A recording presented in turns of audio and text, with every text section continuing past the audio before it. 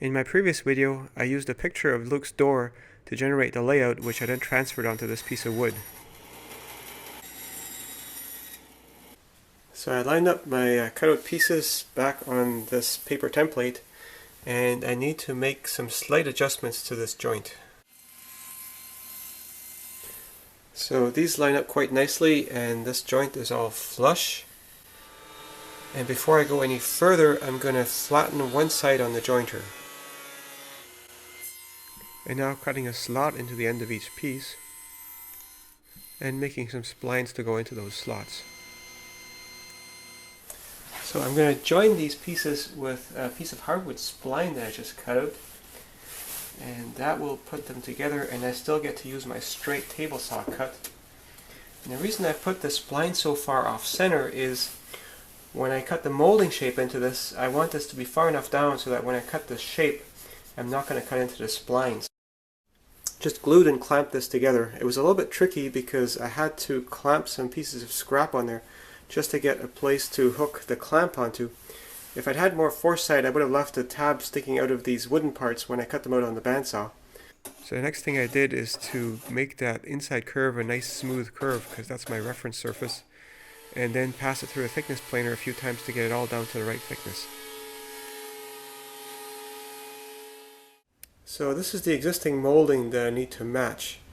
Now you can get fancy router bits that cut a molding in one pass, like this one here for example, but I don't know anywhere where I can get a router bit that actually matches this molding.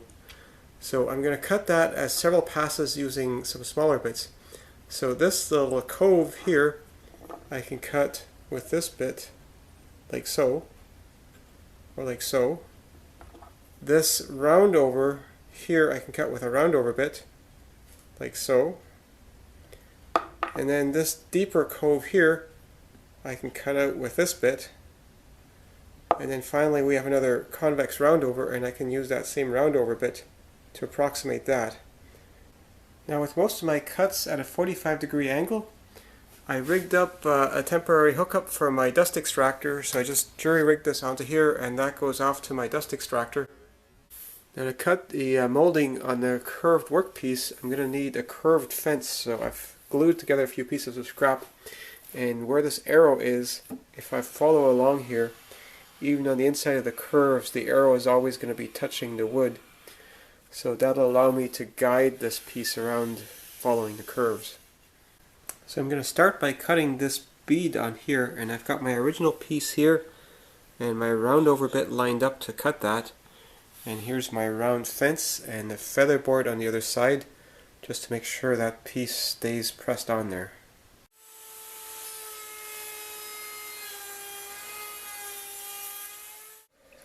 Well, the test pieces look okay, so let's try the real workpiece.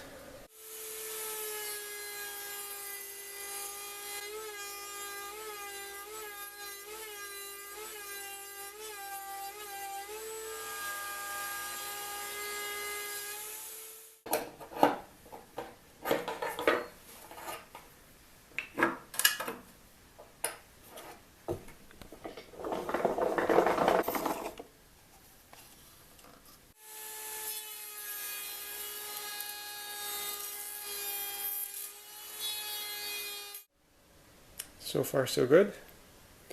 So now I've got a cove bit in here to cut this inside curve. It's not exact, but it matches it pretty close.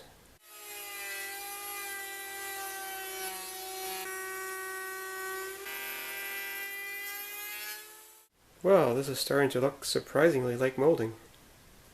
So finally setting up for cutting this last round over.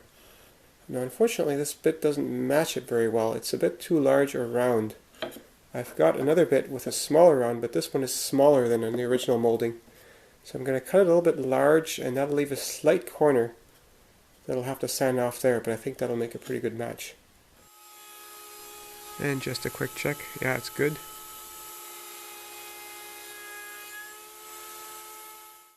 Well, looking okay. Just need to do a little bit of sanding to clean all that stuff up.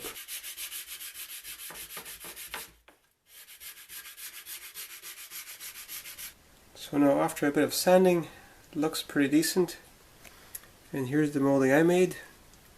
And here's the original. It's fairly close. The bead here is a little bit larger. So I gave the trim to Luke and he installed it on his door. He said it fit just perfectly.